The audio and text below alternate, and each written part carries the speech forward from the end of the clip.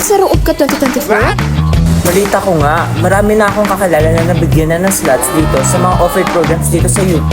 Talaga? Sana makonfirm na nila yung slots nila kasi excited na ako makakita ng mga new freshy energy. Tara, magtanong-tanong tayo sa mga UPLB students at hingian natin sila ng tips para sa mga bagong scholar ng bayan. Can you state your name, your college, and your degree program? I'm Nicole Katakutan from SEA, BS ABE, BS Agricultural and Biosystems Engineering. Ayan. So, as an ABE student, ano po yung ginagawa ninyo sa degree program ninyo?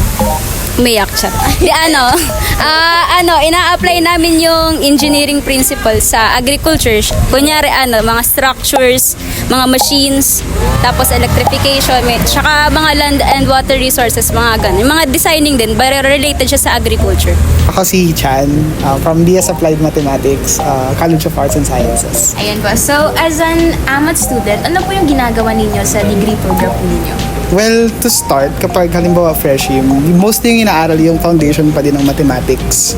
Pero later on, kapag nag-specialization na, inaaral siya sa specific or sa different fields na ina-apply siya sa kung saan-saan, like finance, actuarial science, or insurances. Meron ding quantitative management or data analysis. So, different fields po talaga. Yes, super masyado siyang malawak. Tapos pwede ka mag-explore kung anong specific na gusto mong gawin. Hi, Teres Santos from College of Veterinary Medicine. Ayun, VetMed student. So, as a VetMed student po, ano po yung ginagawa ninyo sa degree program po ninyo?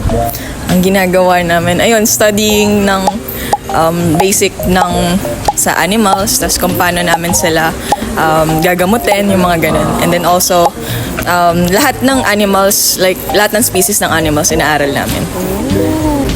So since parating na ang batch 24, ano yung mga tips or suggestions na may bibigay mo sa mga bagong scholar ng bayan?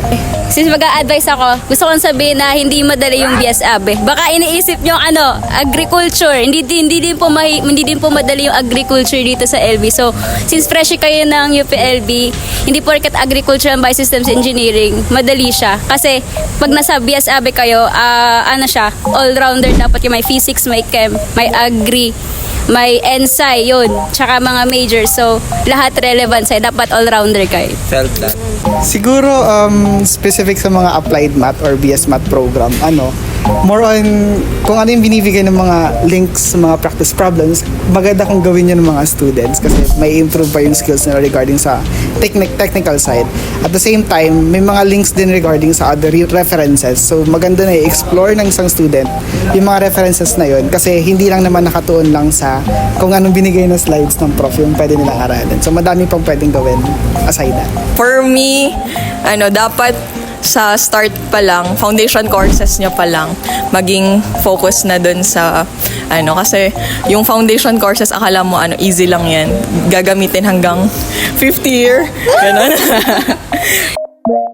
Kaya ano pang inaantay nyo? Confirm your slots on or before May 31, 2024 sa link na nakalagay sa screen ninyo ngayon and experience the ISKA and ISKO new life. But wait, there's more.